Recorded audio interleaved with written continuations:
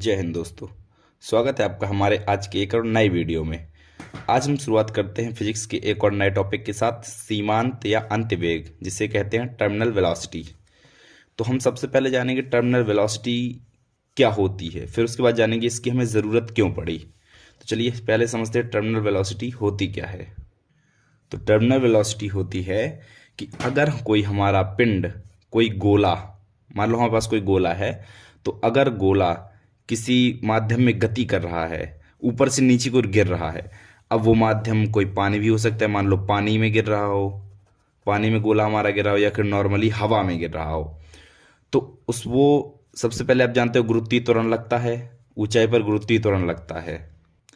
तो गुरुत्वीय त्वरण लगने के कारण उसकी वेलोसिटी धीरे धीरे बढ़ती जाती है, क्योंकि गुरुत्वीय त्वरण 9.8 मीटर पर सेकंड, मतलब हर सेकंड उसकी वेलोसिटी बढ़ती जाती है जो हमारा गोला गिरता है। अब कोई हमने गेंद गिराई मान लो, तो उसकी वेलोसिटी धीरे धीरे बढ़ते बढ़ते बहुत हो जाएगी। तो ऐसा नहीं होता असल में, उसकी वेलोसिटी एक निश्चित सीमा तक ही बढ़ती है। जैसे कोई गेंद गिर रही है तो उसकी वेलोसिटी एक निश्चित सीमा तक ही बढ़ेगी, क्योंकि उसमें एक्सीलरेशन लग रहा है, गुरुत्वीय त्वरण लग रहा है, जिस वजह से उसकी वेलोसिटी तो बढ़नी ही है। तो उसकी वेलोसिटी एक निश्चित सीमा तक ही बढ़ती है।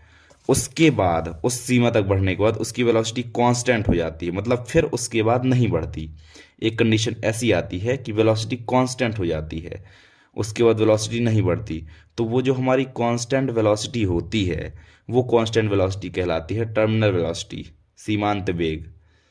जब कोई गोला किसी श्यान माध्यम में ऊर्ध्वाधर नीचे की ओर गिराया जाता है, तो गुरुत्वीय बल के कारण उसमें त्वरण उत्पन्न हो जाता है, जिससे उसकी चाल धीरे धीरे बढ़ती जाती है। परंतु कुछ दूरी के बाद उसकी चाल नियत हो जाती है, और फिर गोला इसी नियत चाल से गति करता है, और इस नियत चाल को कहते हैं हम सीमांत वेग, अंतवेग, सीमांत चाल या फिर टर्मिनल वेलोसिटी। ये हो गई इसकी परिभाषा। अब देखिए इसकी ज़रूरत हमें क्यों पड़ी।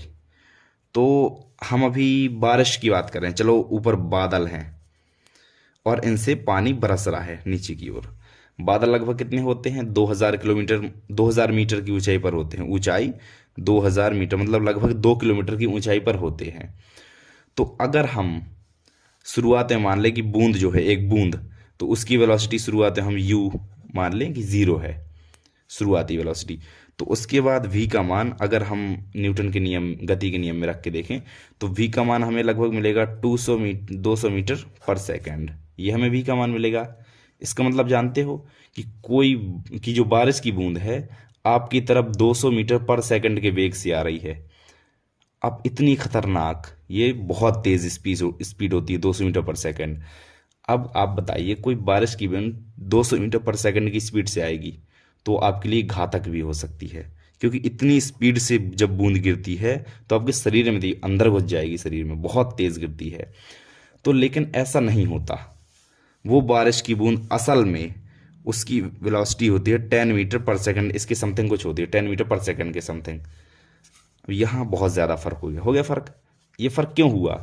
क्योंकि उसकी वेलोसिटी, यहाँ हमने लिया कि वेलोसिटी उसकी लगातार बढ़ रही है, बट वेलोसिटी लगातार नहीं बढ़ती, जो कि अभी बताया गया है सीमांत वेग में कि वेलोसिटी लगातार नहीं बढ़ती, एक समय तक बढ़ती है, उसके बाद नहीं बढ़ती।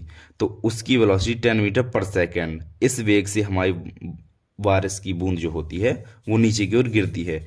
यहाँ पर हमें पता चला कि जो है टर्मिनल वेलोसिटी की ज़रूरत हमें यहाँ पर कहीं पर पड़ी है।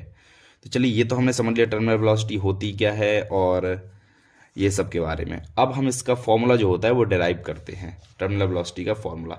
इसके लिए हम मान लेते हैं कि एक कंटेनर, क्योंकि हमने बताया कि कोई गोला है जो कि श्यान माध्यम में गति कर रहा है, तो हमें कोई माध्यम मानना पड़ेगा, फिर एक गोला मानना पड़ेगा। तो हमने मान लिया कि ये एक माध्यम है, श्यान माध्यम, पानी भरा। चलो इस पानी में गोला हमारा ऊपर से नीचे की ओर गति कर रहा है। ये यहाँ पर इसे हम गोला मान लिया, ठीक है। अब ये ऊपर से नीचे की ओर गति कर, अभी अभी गति नहीं कर रहा, स्टार्टिंग में हम मान रहे कि गोला रुका हुआ है अभी यहाँ पर, ठीक है। गोला रुका है तो रुका हुआ गोला में कितने प्रकार के बल लगेंगे? एक तो नीचे की ओर, क्योंकि गुरुत्वाकर्षण बल लगेगा, तो नीचे की ओर एक बल लगेगा, और एक ऊपर की ओर बल लगेगा। ऊपर की ओर कौन सा बल लगेगा? उत्प्लावन बल। अब उत्प्लावन बल क्या होता है? जब हम पानी में कोई वस्तु डालते हैं तो पानी उसमें ऊपर की ओर जो बल लगाती है उस बल को कहते हैं उत्प्लावन बल। तो इसमें नीचे की ओर गुरुत्वाकर्षण बल के कारण एक बल लगेगा और ऊपर की ओर पानी के उत्प्लावन बल के कारण एक दूसरा बल लगेगा। इसमें दो बल लगेंगे जो कि एक दूसरे के विपरीत होंगे। तो देखिए, जब नीचे की ओर बल लगता है तो F बराबर एम इंटू जी, ये आप लोग जानते हैं फॉर्मूला होता है। अब M M equal to mass. तो मास क्या होता है? Mass equal to density into volume, मतलब आयतन इंटू द्रव्यमान बराबर आयतन गुणे घनत्व, घनत्व गुणे आयतन। तो अगर हम इसका घनत्व रो मान लें, इसका इस गोले का घनत्व मान रहे हैं अभी हम, क्योंकि हम गोले के लिए निकाल रहे हैं। तो अगर हम गोले का घनत्व रो मान लें तो रो और आयतन इसका मान लो वी एंड जी, ये हो जाएगा रो वी जी। ये कौन सा वेग होगा? जो नीचे की तरफ आ रहा है, नीचे की तरफ जो आ रहा है। अब एक और F बराबर एम इंटू जी। अब एक ऊपर की तरफ भी तो लग रहा है ना। ऊपर की तरफ किसके द्वारा लग रहा है? पानी के द्वारा। नीचे की तरफ लग रहा है गोले में, गोला गति कर रहा है, ऊपर की तरफ लगा रहा है पानी। तो हम लेंगे पानी की डेंसिटी, क्योंकि पानी की डेंसिटी के कारण, पानी के घनत्व के कारण ऊपर की ओर बल लग रहा है। तो पानी की घनत्व हमने मान लिया रो डैश एंड वी और जी। तो ये आ गया नीचे की ओर गति करने वाला बल, जो जिस बल से नीचे की ओर जो बल लग रहा है, और ये ऊपर की ओर जो बल लग रहा है। अब हमें नेट फोर्स चाहिए, मतलब कुल बल। तो नेट फोर्स के लिए इसमें हम इस वाले में V rho G minus V rho dash G, इस वाले में ये वाला घटा देंगे। अब ये क्यों घटाएंगे? क्योंकि यहाँ पर देखो, नीचे की ओर का बल, जब कोई वस्तु पानी में रख दी जाती है तो नॉर्मली ये नीचे की ओर गति करती है। जैसे गोले को एक रख दिया है तो नीचे की ओर गति करेगा, बिकॉज नीचे की ओर का बल ज़्यादा लगेगा, इसीलिए हमने इस बल में ज़्यादा में कम को घटाया है। अब इससे अगर हम कॉमन आउट कर लें वी एंड जी, तो हमारे पास बचता है रो माइनस रो डैश। ये होगा हमारा नेट फोर्स। नेट फोर्स होगा जो नीचे की ओर लग रहा है, नीचे की ओर जो लग रहा है बल वो। हाँ, तो ये तो निकला हमारा नीचे की ओर लगने वाला बल। अब जब पिंड हमारा गति करेगा तो उसमें ऊपर की ओर भी एक बल लगेगा। और ऊपर की ओर बल क्यों लगेगा? क्योंकि स्टोक नियम में मैंने बताया है, पिछला वीडियो था हमारा स्टोक नियम का, तो इस स्टोक नियम में बताया कि जो बल लगता है ऊपर की ओर, ड्रैग फोर्स जिसे कहते हैं, एफ डी से लिखते हैं, तो drag force 6 pi eta R V ये लगता है। ये ड्रैग फोर्स हमारा, जब कोई वस्तु गति करती है ऊपर से नीचे की ओर तो उसमें ड्रैग फोर्स लगता है। यहाँ पर v मतलब वेलोसिटी होना उसमें ज़रूरी है। जब ये नीचे की ओर गति करता है तब उसमें लगता है ड्रैग फोर्स। जब रखा होगा तो ड्रैग फोर्स नहीं लगेगा, जब नीचे की ओर गति करने लगेगा तब उसमें ड्रैग फोर्स लगने लगेगा। अब हमारे पास क्या क्या निकला है? ऊपर की ओर लगने वाला बल, इस गोले में ऊपर की ओर लगने वाला बल, और नीचे की ओर लगने वाला, ये है हमारा नीचे की ओर लगने वाला बल, और ये है ऊपर की ओर ड्रैग फोर्स, ऊपर की ओर लगने वाला बल। अब चूंकि सीमांत वेग में कहा गया है कि सीमांत वेग में एक निश्चित वेग से गति करता है, एक फिक्स वेलोसिटी हो जाती है, कुछ देर बाद उसकी वेलोसिटी फिक्स हो जाती है। अब वेलोसिटी फिक्स होने का मतलब क्या है? ऊपर की ओर और नीचे की ओर ये दोनों बल समान हो जाएंगे, तो एक निश्चित वेग से गति करेगी, बिल्कुल एक निश्चित वेग से गति करेगी। तो ये दोनों बल जो लग रहे हैं ये हमारे 6 पाई ईटा आर वी, ये दोनों समान हो जाएंगे। So we ji row minus rho dash. अब वी क्या है? वी है वॉल्यूम। किसका वॉल्यूम? गोले का वॉल्यूम। गोले का वॉल्यूम मतलब आयतन है गोले का, और गोले के आयतन का फॉर्मूला 4/3 पाई आर क्यूब। अगर हम गोले की रेडियस आर मान ले, त्रिज्या आर मान ले, तो 4/3 पाई आर क्यूब ये होता है गोले के आयतन का सूत्र। एंड जी और rho minus rho dash 6 pi eta R V. अब आर से आर यहाँ पे स्क्वायर बचेगा और पाई से पाई खत्म।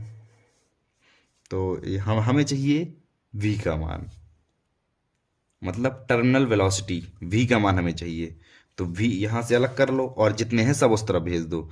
तो नीचे जाएगा 6, 4/3/6 बटे ईटा एंड ऊपर क्या बचेगा आर स्क्वायर जी और रो माइनस रो डैश, ये बचेगा 2/3 R square upon eta G and rho upon rho dash. ये हो गया v का मान और यही होती है हमारी टर्मिनल वेलोसिटी का फॉर्मूला। ये होता है हमारा टर्मिनल वेलोसिटी का फॉर्मूला। सबसे पहले क्या करना है, नीचे लगने वाला और ऊपर लगने वाला फोर्स निकालना है, दोनों को बराबर कर देना है, v का मान निकाल लेना है। सबसे सिंपल मेथड। अब देखो इसके लिए ग्राफ की अगर बात करें, इसके लिए ग्राफ तो ये हमारा एक्स वाई, चलो इसे एक्स वाई है। अब यहां पर हम मान लें वेलोसिटी और यहां पर कहीं एक्सेलरेशन मान लें। तो जब धीरे धीरे पिंड गति करता है तो उसकी वेलोसिटी तो बढ़ती जाती है, क्योंकि त्वरण लगता है, गुरुत्वीय त्वरण लगता है, तो उसकी वेलोसिटी तो बढ़ेगी धीरे धीरे। तो कुछ देर बाद उसकी वेलोसिटी ये हो गई, वेलोसिटी बढ़ी। अब वेलोसिटी बढ़ेगी, ध्यान सुन लो, वेलोसिटी बढ़ेगी तो नीचे से लगने वाला ड्रैग फोर्स भी बढ़ेगा, विरोधी बल जो होगा नीचे से लगता है ये तो वो भी बढ़ेगा। अब बल बढ़ेगा तो त्वरण तो घटेगा ही, तो त्वरण थोड़ी सा घट गया। फिर वेलोसिटी बढ़ी त्वरण के कारण, फिर त्वरण थोड़ी घट गया, फिर वेलोसिटी, फिर त्वरण घट गया, फिर वेलोसिटी घट गया, फिर त्वरण घट गया, वेलोसिटी बढ़ी, फिर धीरे धीरे त्वरण हमारा जीरो हो जाता है, क्योंकि वेलोसिटी हमारी, और जब त्वरण जीरो हुआ तो वेलोसिटी फिक्स हो जाती है। इस प्रकार से बनता है इसका ग्राफ, क्योंकि जब नीचे को ड्रैग फोर्स लग रहा है तो त्वरण तो धीरे धीरे घट घट के जीरो हो रहा है, और त्वरण जीरो का होने का मतलब है जो वेग है हमारा, चाल है इसकी पिंड की, वो कांस्टेंट हो जाती है। ये हमारा इसका ग्राफ। तो आज का हमारा टॉपिक यहीं तक, बस सीमांत वेग टर्मिनल वेलोसिटी का टॉपिक आज का हमारा खत्म। मिलते हैं अगले वीडियो के में, तब तक के लिए thank you so much, bye bye.